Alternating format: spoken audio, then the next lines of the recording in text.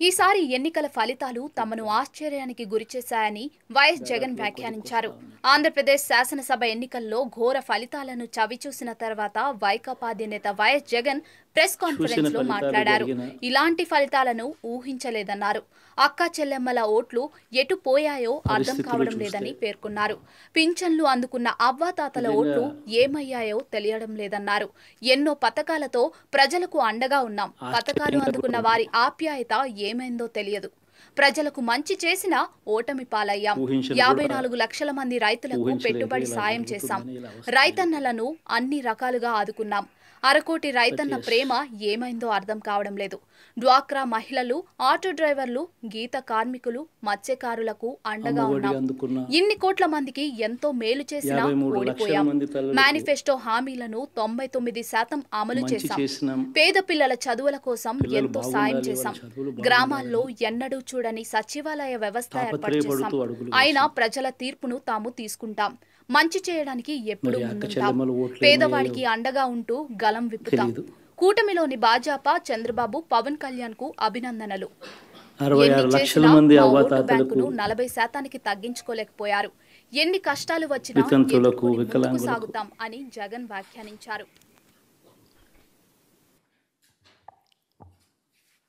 ఇంకా దాదాపుగా కొలిక్కొస్తా ఉన్నట్టున్నాయి.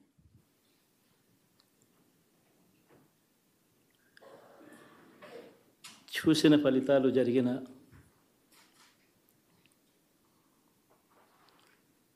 పరిస్థితులు చూస్తే నిజంగా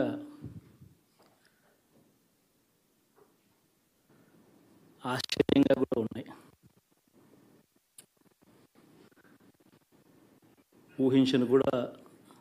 ఊహించలేదు ఇలా జరుగుతుందని, ఇలా వస్తాయని కూడా. బట్ ఎస్,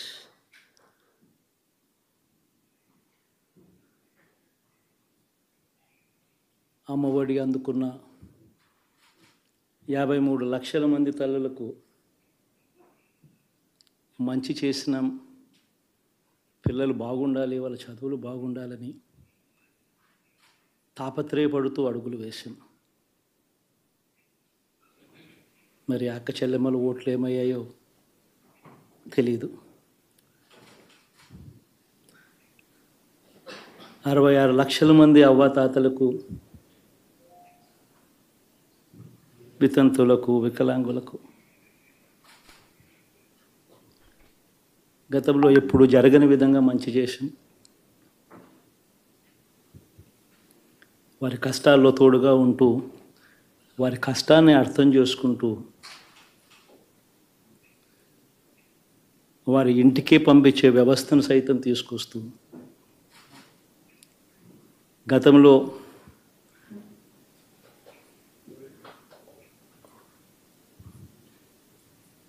మా ప్రభుత్వం అధికారంలోకి రాకమునుపు ఇస్తూ ఉన్న చాలని పెన్షన్ నుంచి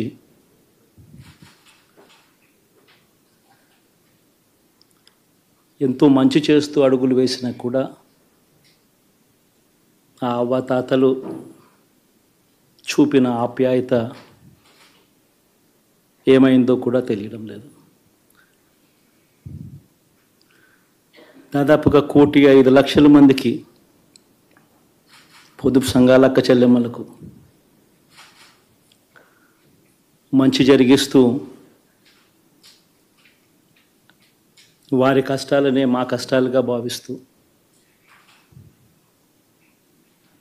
ఇచ్చిన ఏ మాట తప్పకుండా అన్ని రకాలుగా వాళ్ళకు అండగా ఉంటూ, ఆసరాతో తోడుగా ఉన్నాం. 0 వడ్డీతో సైతం అండగా ఉన్నాం. చేయూత సైతం తోడుగా ఉంటూ నిలిచాం. మరి ఆ 1,05,00,000 మంది అక్క చెల్లెమ్మల ప్రేమాభిమానాలు ఏమయ్యాయో తెలియవు. 26 లక్షల మంది చేయూతను అందుకుంటున్న అక్క చెల్లెమ్మలు, వారి ఆప్యాయత ఏమైందో తెలీదు.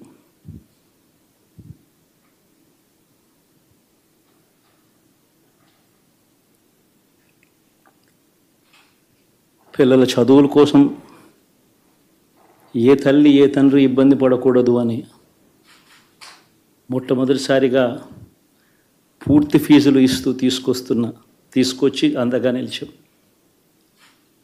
చదువుల్లో ఎప్పుడూ చూడని మార్పులు తీసుకొచ్చాం. దాదాపుగా 12 లక్షల మందికి సంవత్సరానికి మంచి జరిగిస్తూ ఆ పిల్లలు ఆ తల్లుల అభిమానం ఏమైందో కూడా తెలియదు.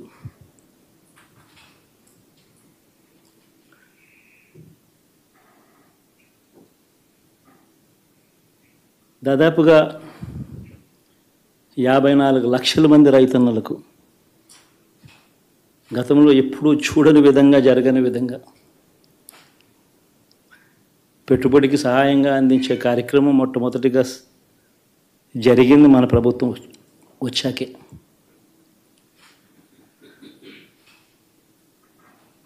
మరి అంతగా రైతన్నలకు తోడుగా ఉంటూ రైతన్నలకు రైతు భరోసా ఇవ్వడం కానీ, సమయానికే వారికి ఇన్పుట్ సబ్సిడీ ఎప్పుడు జరగని విధంగా సీజన్ ముగిసేలోగానే ఇచ్చే కార్యక్రమం కానీ, ఉచిత ఇన్సూరెన్స్ కానీ, పగటిపూట 9 గంటలు ఇచ్చే కార్యక్రమం కానీ, ఉచిత విద్యుత్ ఇచ్చే కార్యక్రమం కానీ, మరి 1/2 కోటి మంది రైతన్నల ప్రేమ ఏమైందో తెలియదు.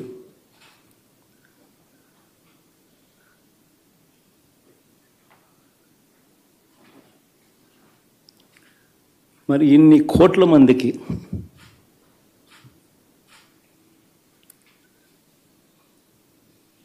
పేదవాడికి తోడుగా ఉంటూ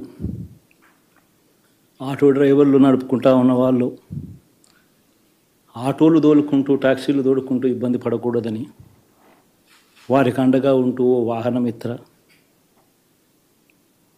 నేతన్నలకు అండగా ఉంటూ ఓ నేతన్న నేస్తం,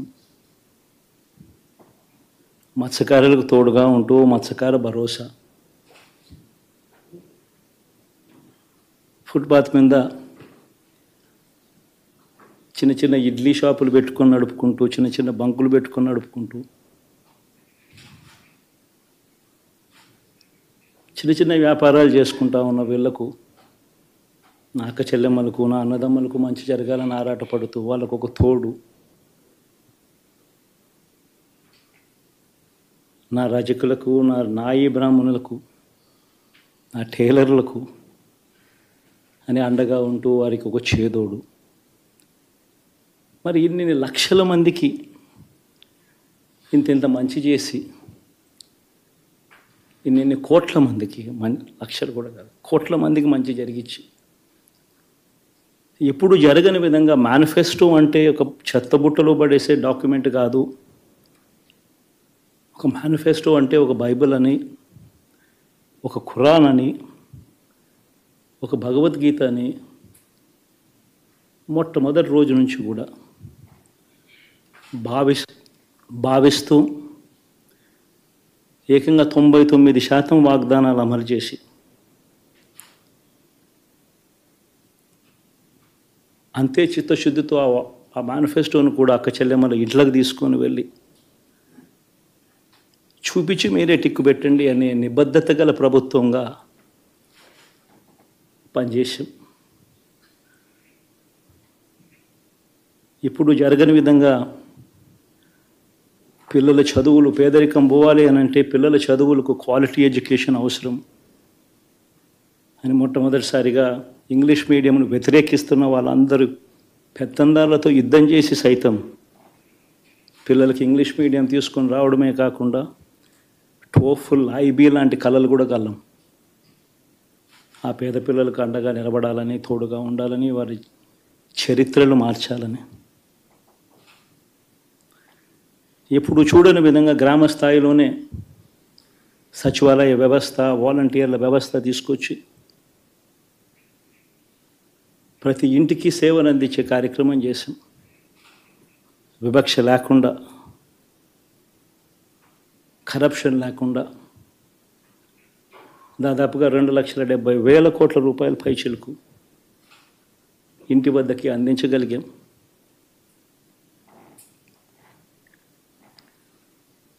ఇప్పుడు చూడని మార్పులు తీసుకురావడమే కాకుండా ఒక చదువుల రంగం అయితేనేమి, ఒక విద్యారంగం, ఒక వ్యవసాయ రంగం అయితేనేమి, ఒక వైద్య రంగం అయితేనేమి, ఏ పేదవాడు ఎప్పుడూ ఇబ్బంది పడకూడదు అని ఎప్పుడు ఊహించని విధంగా మార్పులు తీసుకొస్తూ పేదవాడికి అండగా నిలబడగలిగాం. విమెన్ ఎంపవర్మెంట్ అంటే ఇది, మహిళా సాధికారత ఇది అంటే ఇది అని ప్రపంచానికి చాటి చెప్పగలిగాం. సోషల్ జస్టిస్ అంటే, సామాజిక న్యాయం అంటే ఇది అని ప్రపంచానికి చూపించగలిగాం. మరి ఇన్ని గొప్ప మార్పులు చేసిన తర్వాత, ఇన్ని కోట్ల మందికి మంచి జరిగిన తర్వాత మరి అభిమానం ఏమైందో, నా ఆప్యాయత ఏమైందో తెలీదు.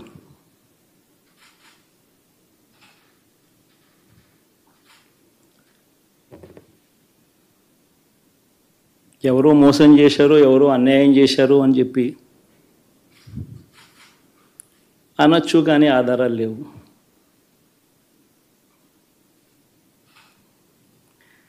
ఏం జరిగిందో దేవుడికి తెలుసు. పెద్ద నేనైతే చేయగలిగింది ఏమీ లేదు. ప్రజల తీర్పు తీసుకుంటాం, కానీ మంచి చేయడానికి మాత్రం ప్రజలకు తోడుగా ఖచ్చితంగా ఉంటాం. వాయిస్ ఆఫ్ ది వాయిస్లెస్ కింద ఈ పార్టీ తాను చేయాల్సిన పని తప్పకుండా చేస్తుంది. పేదవాడికి అండగా ఉండే కార్యక్రమంలో ఎప్పుడూ కూడా పేదవాడికి తోడుగా ఉంటూ గలం విప్పుతుంది, పేదవాడికి అండగా నిలుస్తుంది. పెద్ద పెద్ద వాళ్ళ కూటమి ఇది, ఢిల్లీలో సైతం శాసించే పరిస్థితుల్లో ఉన్న కూటమి ఇది. ఆ కూటమిలో ఉన్న బీజేపీకి, ఆ కూటమిలో ఉన్న చంద్రబాబు గారికి, ఆ కూటమిలో ఉన్న పవన్ కళ్యాణ్ గారికి, అందరికీ కూడా వాళ్ళ గొప్ప విజయానికి అభినందనలు.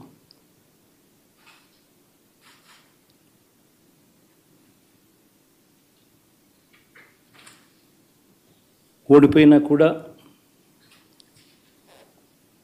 నా ప్రతి కష్టంలో కూడా తోడుగా అండగా నిలబడిన నా ప్రతి నాయకుడికి, ప్రతి కార్యకర్తకు, ప్రతి వాలంటీర్కు, ప్రతి ఇంట్లో నుంచి వచ్చిన ప్రతి స్టార్ క్యాంపెయినర్గా నాకు తోడుగా నిలబడిన నా అక్క చెల్లెమ్మలకు, అన్నదమ్ములకు, మీ అందరికీ మనస్ఫూర్తిగా మీ అందరికీ కూడా కృతజ్ఞతలు తెలియజేస్తా ఉన్నాను. ఏం జరిగిందో తెలియదు, కానీ ఏమి చేసినా, ఎంత చేసినా ఇంకా 40% ఓటు బ్యాంకు మాత్రం తగ్గించలేకపోయారు. ఖచ్చితంగా మళ్ళీ ఇక్కడి నుంచి లేస్తాం.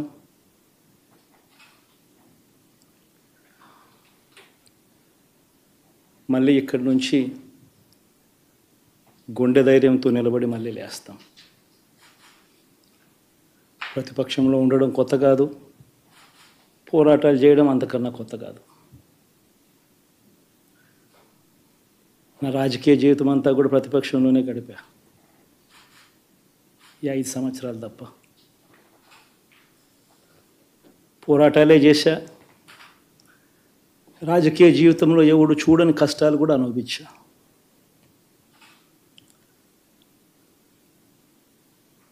ఇప్పుడు అంతకన్నా కష్టాలు ఏదైనా పెట్టినా కూడా సిద్ధంగా ఉన్నాం, సిద్ధంగా ఎదుర్కొంటాం. ఆల్ ది వెరీ బెస్ట్ గవర్నమెంట్లోకి వచ్చిన వాళ్ళకు. Thank you.